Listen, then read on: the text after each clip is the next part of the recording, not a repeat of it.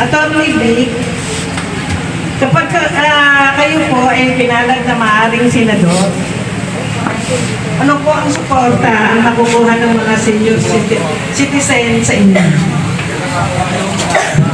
Ang pangunahin po kung tayo pahihiramin ninyo ng inyong mandato at tayo'y papayagan ninyong maging tinatawan ninyo sa Senado, magko-concentrate po muna tayo doon sa budget ng gobyerno.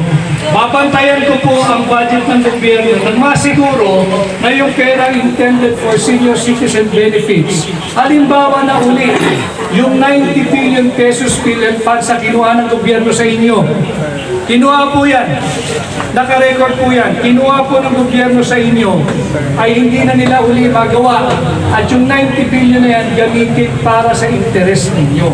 For your hospitalization, palawigin natin yung serbisyong pasok o yung coverage ng PhilHealth pagdating sa mga sakit o illnesses na pwede nitong tustusan. Palakihin natin dito yung counterpart ng gobyerno sa gastusan para lang sa ganon lumiit yung inyong out-of-pocket expenses. Mahalaga po iyon. Again, because you did your share in nation building. Nung kayo nagtatrabaho, nung inyong kalakasan, nung kayo ay naghahanap buhay, nagbayad din naman kayo ng inyong buwis. Tumulong din naman kayo sa nation building. So if I will be given that special place and privilege, pahiramin niyo ko ng inyong mandato, yun po ang ating pagtututukan, yung ating budget at masiguro na yung budget intended for senior citizens and the budget intended for your health benefits ay hindi na po muling-muling palis sa inyo kagaya ng ginagawa ngayon ng Marcos administration.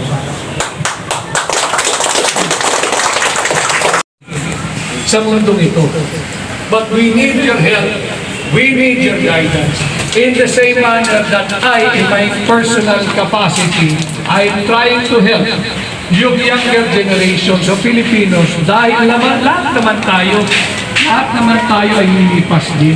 Subalit, kung meron tayong magagawang mabuti para sa ating pamayanan, para sa ating komunidad, para sa ating bansa, simulan po natin habang may panahon pa, maiksing panahon na lang. Huwag po natin sayangin itong maaaring huling pagkakataon na mabago pa ang destino ng ating bansa.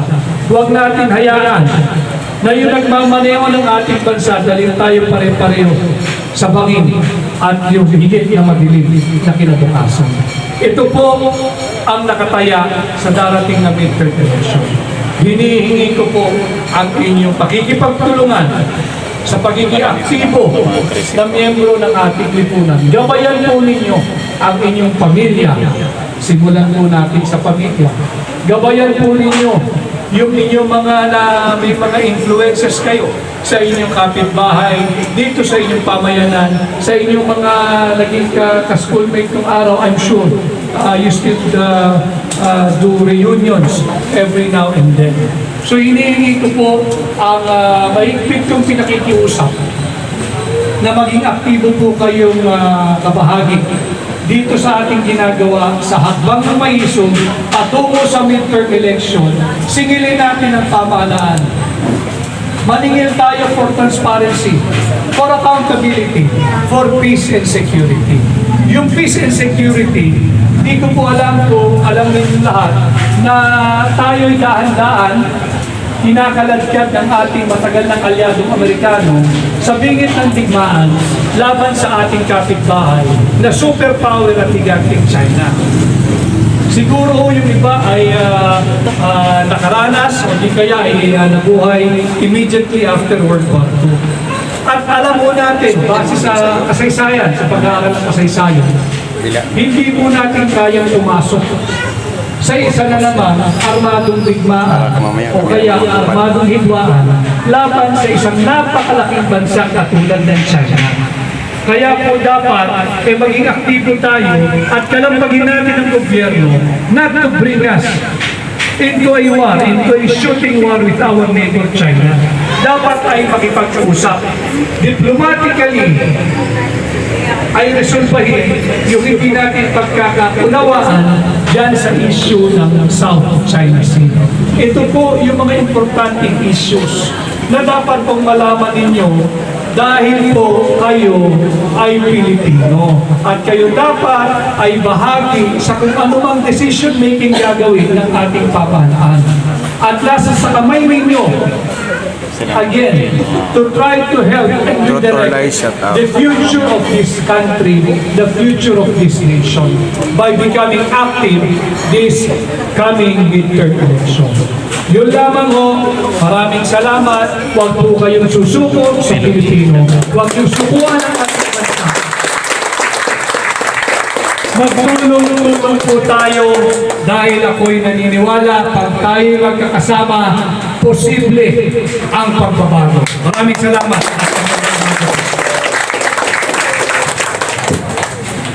Maraming salamat po, Attorney. At ngayon naman po mga kababayan kaisog, dadako po tayo sa open forum. Yung mga kasama po natin na gusto po magtanong, pwede po kayo magtanong para directly masagot po kayo ng ating panauhin. Muli po, bigyan po natin ang pugay at palakpakan ng ating pugay. Taga Santa Maria din po siya, no? Pero bago po tayo mag-start ng forum, tagtag lang po ako doon para mas makilala niyo po ang hakbang na may isog. No, lahat po ba rito, Duterte? Yes. Ayun, Duterte tayo. Ang hakbang na may isog po, nag-start po ito January 28. Yan po ay pinasinayaan sa Davao City. No, bakit po ba nagkaroon ng hakbang na may isog?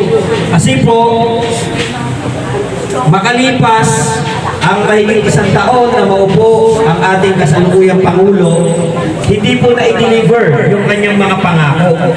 No, lalong-lalo na po yung tinatawag po na unity and continuity ng dating administrasyon, PRRD.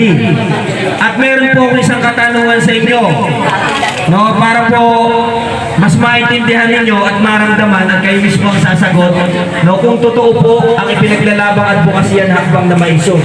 Kung ikukumpara po natin ngayon, tsaka noon, ang laban kontra droga, ano na po ba ang meron ngayon sa lansangan? Marami na naman po. Marami na naman po ba droga? Opo. Oh, dito ba maraming nabibilhan? Opo. Naku, pakay tayo si Kapitana, nandyan. Kapitana, marami ng drugs dito. Okay. So, anyway, yan po yung isang advokasya na pinaglalaban natin. No, hinahanap ng taong bayan yung continuity at saka po yung tinatawag na unity na ipinangako po ng Presidente kasalukuyan. No? At dahil po hindi na-deliver yan, no, lalong-lalo na po yung mga pangunahing Ano masasabi mo? Marami raw dito, No, droga. hindi ho. 20 pesos po ba bigas? Makijuan ka na lang. Ayaw ko na dito, swerte. No, sabi nga niya, mas nauna ko kayo nagkakad sa amin, swerte kayo. Kasi noon ang bigas, parang ang isang salok. Parang 5 piso lang yata. Tama po? O, ngayon, magkano po ngayon ang isang salok? Ang isang salok kasi 2.5 kilos tama? O, magkano na yon? No? O, nasa mahigit 300 na. So, yan po yung mga pangunahing issue na tinatalakay po na hakbang na maisog. At ang hakbang na maisog po, True Leaders Forum na katulad na to. No, pinapatawag namin ang lahat ng mga kababayan natin na nagre-representa ng iba't ibang sektor para mabigyan po tayo ng sapat na kaalaman. Ano ba ang nangyayari ngayon sa bansang Pilipinas? Bakit patuloy tayo naghihirap? Bakit patuloy tayo na hindi nakikita yung mga serbisyo ng gobyerno na dapat meron po tayo? At tayo binubusog, binubuhay sa propaganda ng ayuda. Tama mali? O, ginagawa tayong tamad. Samantalang ito, walang malinaw na return of investment na iaangat nito, no, hindi bilang isang pansin progress ang bansa natin. Kung hindi, tayo po ay binibigyan ng ayuda na meron pong kapalit. Ano po ang kapalit? Sila po ay manatili sa pwesto sa pamamagitan ng panlalansi sa sambayanang Pilipino na maisulong po ang pagbabago ng ating konstitusyon at ang gobyerno ng Pilipinas. Papalitan po tayo kung anong meron tayo ngayon patungo sa isang parliamentary government na kung saan Ang isa pong maapektuhan dyan, yung tinatawag nating karapatan nating mamili ng mga tatayong lider sa ating bansa. At alam niyo ho kung sino ang magiging Prime Minister. Base po sa disenyo ng isang parliamentary government, automatically it will be the Speaker of the House. Yun po ang magiging parliamentary leader natin o yung tinatawag nating Prime Minister. So pag sila na po yung nakaupo dyan, sabi nga ni Atty., may nangyayari pong martial ngayon na hindi natin masyado napapansin. No, pero lahat bayad na po eh. Pag nangyari po yan, mas masahol pa ho sa nakaraang rehimen ng martial law ang mangyayari sa Pilipinas. Kasi hindi na sila bababa at wala na tayong karapatan na mamili kung sino ang susunod na presidente. Ang tanong, gusto niyo po ba yun? Oh, dahil pagka ang nakaupo ay mga tambaluslos, patuloy ang mangyayaring nakawan pagnanakaw sa ating gobyerno. Kaya nga po sinamahan tayo, dati pong executive secretary yan, ni Pangulong BBM, kilala niyo naman po siya. Aside from Atty. Vic, meron pa po tayong dating naging press secretary naman si Atty. Trixie. No, galing po yan dito din sa kasalukuyang administrasyon na iniwan po ang bangka ni BBM. Bakit? Lumubog. Kasi nakita po na ang presidente natin, no, bukod sa incompetent, ay isang bangag. Yan po yung totoo dyan. Okay? So, para po sa mga kalinawan ng mga issue, binubuksan ko po ngayon ang hapag. Mga mahal naming mga senior citizens, mga mahal naming ilaw ng tahanan, na kaya nandito po kayo ngayon, nandito tayo ngayon, ay naniniwala kayo na malaki po ang magiging contribution ninyo bilang mga senior citizens sa ating kabataan. Kasi katunayang sinasabi, ang pag-asa ng bayan ay kabataan, subalit kung ito ay hindi mabibigyan ng tamang gabay ng mga senior citizens, ng mga nanay, mga tatay na katulad ninyo, saan tutungo ang bayang ito? So wala. Kaya again, binubuksan po natin ang hapag. Kung sino po yung mga gustong magtanong directly, nandito po ang ating abogado. No, siya po ay lalaban sa korupsyon, Atty. Vic Rodriguez. Sasagutin po ang inyong mga katanungan. Sino po ang gustong magtanong? Pag wala pong magtatanong, uwi na po tayo. Sino po? Tay, may tanong po kayo? Sino po? Sige ho. Hanggang kaya po natin sagutin, magtanong po kayo. About sa akbang na maisog, pwede rin po kayo magtanong. And personally, pwede rin po sagutin din. Sino po? Meron po ba gusto magtanong? Sige, huwag kayo mahiya. Kasi ito po yung pagkakataon ng taong bayan na malaman po ninyo ang kasalukuyang sitwasyon ng ating bansa dahil ito po ay hindi pinapakita sa mainstream media. Kaya nga po nakakabahala, nangyayari na po yung martial law. Kung ang martial law noon, pinigil ang mga mainstream media, pinigil ang mga mamamahayag, tinakot, ipinasara mga istasyon. Ngayon po, hindi ho. Ang ginawa po nila, yung pondo para po sa taong bayan ay dinala dito sa pagbabayad sa mainstream media. Kaya kung nakikita po ninyo, puro magaganda yung pinapakita. Pero bakit hindi nagbabago, hindi umangat ang ating pamumuhay? Di po ba? Dapat po ninyong malaman, sabi na ni Atty. Vic, dapat po natin silang singilin, dapat po natin hanapin saan napunta ang pondo ng bayan. Kung sa ngayon hindi pa po kayo makapagtanong, ako po magtatanong sa lahat ng senior citizens na nandito. Kamusta naman po ang mga benepisyo? Nabibigay ba ng tama? Nakasan po ninyo, nabibigay ba ng tama ang benepisyo? Gusto niyo pang malaman kung bakit hindi nabibigay? Magtanong po kayo. Kasi benepisyo nyo yan eh. Hindi ko naman benepisyo yan. No? Benepisyo natin lahat. Okay, para po sa unang katanungan, tinatawag ko po, no, si Tito Benji, palakpakan po natin. Sa mga nagtatanong, anong oras na? Hanapin po 6 minuto, mga nang ika-12 ng tanghali. Gitna lang, sir. Standard time. Ang tatanong ko po ito, kasi matagal na ko kaming iniintay yung 1,000 na dagdag namin pensyon. Yung monthly pension namin nagagaling sa SSS. Nangyayari parang pangako na gaya namin, may mga binibiling maintenance, gaya ko, meron process namin, napakamahal na doon. Gaya sa aking edad, 75 years old. Yun po namin iniintay. Hanggang ngayon yung wala ka. Pangako, pero wala akong nangyayari. Napapangako yung pangako. Ha? Hindi, meron akong natatanggap ng pension, which is very minimal. Napakalit po ng pension ko kasi hindi ko nakapagtrabaho. Pero nakabuo ako noon ng 180 man, although yung aking remaining years ng nagtatrabaho. Hindi na ito. Kaya yung nakuha ko ng pension, kulang pa sa kung bibili ko ng gamot. Totoo po yun. Nag-exam ko din ng ito.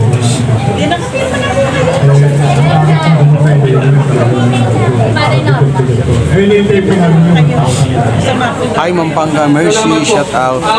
Nakakalungkot yung ipinangako or mandated 1,000 pesos additional pension monthly sa SSS ay hindi ninyo natatanggap.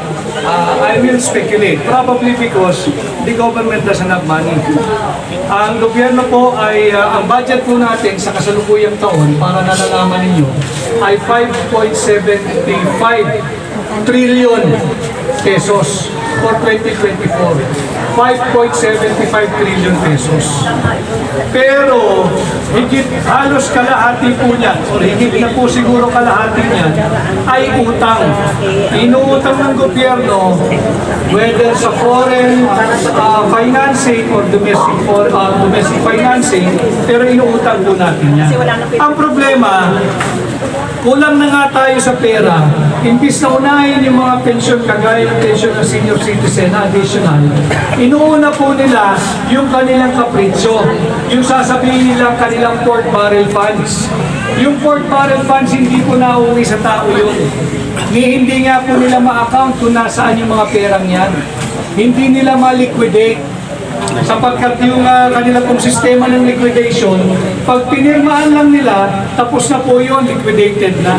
So that could explain why hanggang ngayon ay hindi pa naibibigay yung additional yung 1,000 pesos per month na additional pension. I understand you, malaki po yun. Lalo pa pagka-retirado ka na. Wala ka ng source of income. You are dependent on the pension plan. The state pension plan. Kaya rin nabanggit ko kanina, yung kahalagaan na malaman ninyo na kinuhaan kayo ng 90 billion pesos sa Philhealth funds. Pag wala ka ng trabaho, tapos na yung iyong productive years as an employer or as an employee or a businessman. Darating po talaga sa ating lahat yan na tayo ay magre-retiro, hindi na kaya ng katawan, o kaya may sakit na tayo. Yun po yung kahalagahan ng PhilHealth issue. Kinuhaan po kayo ng 90 billion pesos na dapat sanang tutugon sa inyong mga hospitalization needs. At bukod dyan, ito pa, lumalabas yung SSS. Then again, babalik tayo sa issue. Yung main issue natin, yung nakalagay po rito. Simulan po natin. Samahan po ninyo ako dito sa warrant corruption. Pigilan natin yung kanilang pagnanakaw, ibalik sa taong bayan yung pera natin. Yung pera ng gobyerno gamitin sa tama. Hindi naman pwede na yung ganitong sistema magpatuloy. Kawawa po tayong lahat. Kaya po siguro hindi nila maibigay yung additional 1,000 pesos per month. Pigilan mo, GM. Pigilan mo mura. Yung Intel funds, so isa din yun. Ang maaari lamang dapat gumamit ng intelligence funds ay yung merong law enforcement functions. Yung confidential funds, pwede nang tanggalin yan. Dahil pagkat yung confidential funds, hindi po ino-audit yun. Bilyong piso din po yun. Bilyong piso ang halaga nun. Yun talagang nauuwi din at naaabuso sa korupsyon. Yung intelligence funds, I will agree, dapat naman meron yung Armed Forces of the Philippines. Dapat naman meron yung Philippine National Police and other law enforcement agencies of the government. But the civilian agencies should not have any intelligence funds because it is prone to abuse. Hindi dapat yan napahintulutan. Yung Department of Education issue, confidential and intelligence fund issue, ginagawa nilang issue. 125 million. Subalit sinabi po ng Commission on Audit na liquidate ng maayos yung 125 million pesos. Masyado nilang pinapalaki yung 125 million pesos. Pero ayaw nilang imbestigahan yung 500 million pesos na flood control funds. Yung 125 million, pinapalaki nila, ginagamit nila para siraan yung pangalawang Pangulo, pero yung 500 billion, hindi po million na 500 billion pesos, ayaw nilang pag-usapan, iniiwasan nila, pinagtatakpan nila, at ayaw nilang imbestigahan. Sapagkat yun, hindi nila kayang ipaliwanag kung saan napunta, at yun talaga nauwi sa korupsyon. Yun ay flooded po yung kanilang bulsa ng korupsyon. Nako. Maapaw talaga, no? Korupsyon eh. Pagdating sa korupsyon. Thank you po sa nasagot. Susunod po natin na ng hambang ng maisog, yung transparency at accountability. At tuwing merong barangay assembly, this is the annual reporting of the barangay. Kumbaga ito po yung counterpart ng State of the Nation address. At panatag ang aking kalooban na sabihin, sa pamumuno ni Kapitan Ben, the state of your barangay is doing very well. Sapagkat sa kanyang paglilingkod, meron po kayong transparency at meron po siyang accountability. Otherwise, hindi po siya maglulunsan ng barangay assembly dahil ayaw niya magtatanong kung paano binasta yung budget ng barangay kung saan proyekto ito napunta. Subalit, the fact that he is ready na magpasuri at buksan ang book of accounts ng inyong barangay, pinapakita lamang na dito sa inyong barangay, buhay na buhay ang prinsipyo ng transparency at higit sa lahat, buhay na buhay yung prinsipyo ng accountability. Sapagkat handa siya kasama ng konseho na suriin ninyong lahat ang libro ng inyong barangay, ang estado ng kalusugan ng inyong finances at ang estado ng inyong infrastruktura, yung mga programang pangkabuhayan at kung ano pa. Ako ho ay muling magpapakilala. Ako po ay si Attorney Vic Rodriguez at salamat po sa inyong mainit na pagtanggap. At ako ho ay naririto dahil yun nga ho, ako yung nakapag-file ng aking kandidatura at opisyal at formal na po ako ninyong aplikante sa pagkasenador.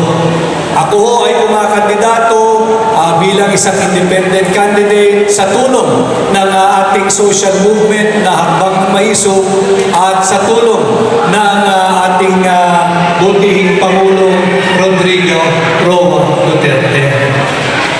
Kunin ko po itong pagkakataon ito.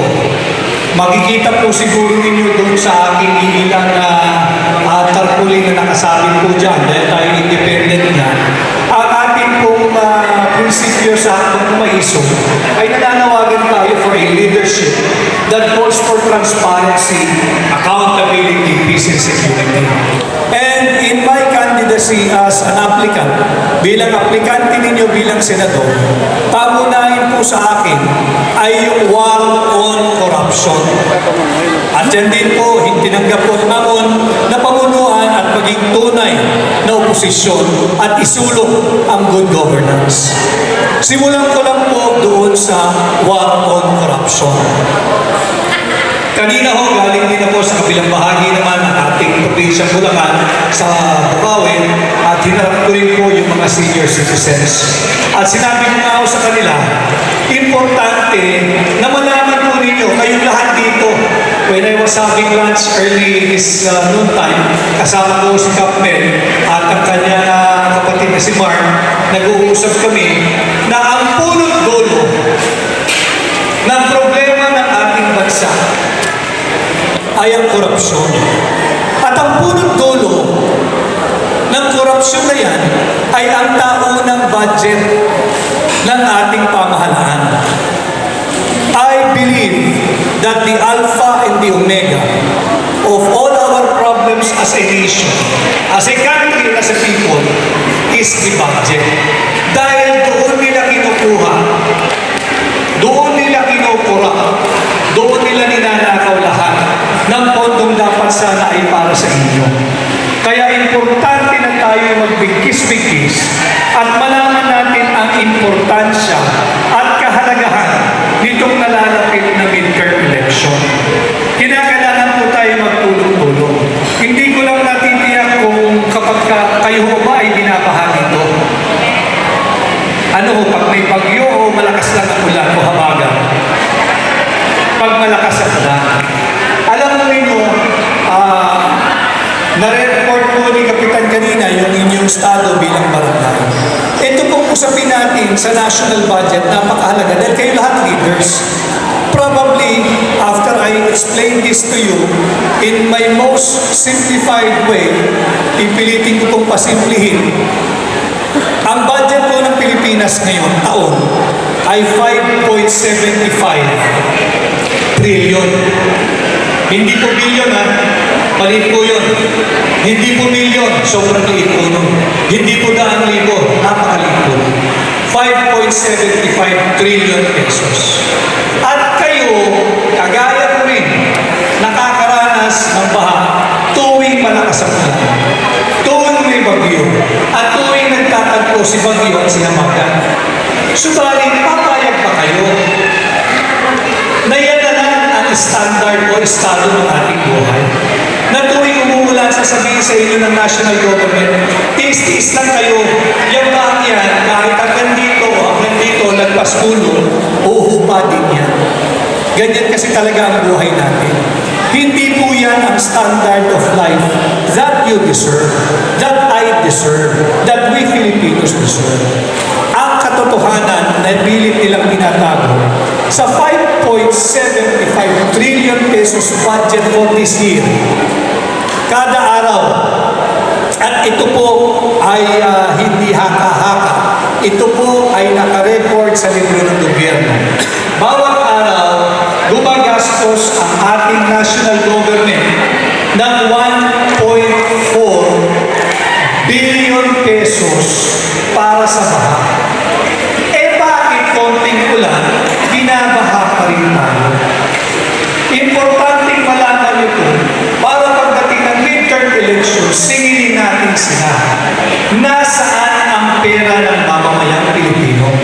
Nasaan yung 1.4 billion pesos per day na dapat sana'y ginugugol ninyo sa flood control mitigation programs?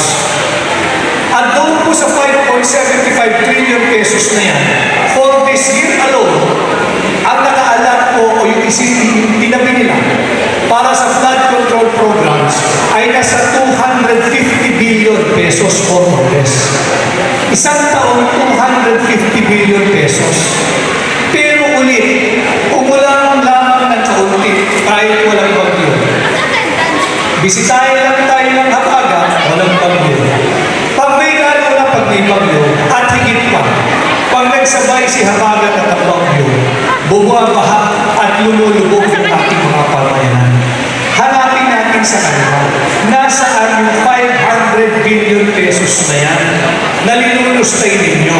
At siguro naman, ang dami ko nakita mga kabataan na nakatutok din naman kayo sa social media. Nakikita nyo rin at kilala nyo rin kung sino yung mga mambabatas na ginagawang fashion show at parang catwalk or fashion hall ang Kongreso, ang Senado.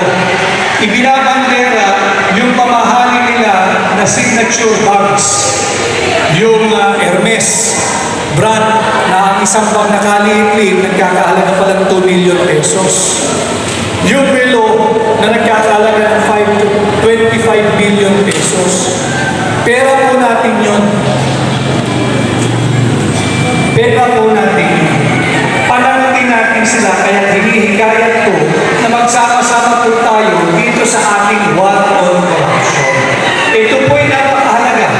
sapagkat bukod sa 500 billion pesos na flood control funds, marami rin po tayong nakikita na sa senior years na, yung senior citizen. Importante po sa ating lahat, yung PhilHealth. Yung PhilHealth, ito po yung government health insurance program. Ito sana yung tutustos sa ating pagpapahospital kung mayroong magkakasakit sa ating pamilya o dili kaya tayo mismo. Subalit, ito lamang pong taon din ito, meron pong 90 billion. Iba pa po yung 500 billion ha. May 90 billion pesos ang PhilHealth. Kinuha din po sa inyo. Kinuha din po sa atin. Kinuha ng administrasyon ni Bongbong Marcos. Ibinalik nila sa National Treasury para tustusan yung kanilang mga kapritso, yung kanilang mga luho, yung kanilang mga pet projects, yung tinatawag nating pork barrel. Pera po nyo yun eh. Paano kung halimbawa, meron uling laki ng COVID-19 na pandemyang bumisita sa Pilipinas at sa buong mundo. Ay, Ma'am TC Hindi siya. na kayang tustusan ng gobyerno yung hospitalization expenses, yung hospitalization needs nating mga Pilipino.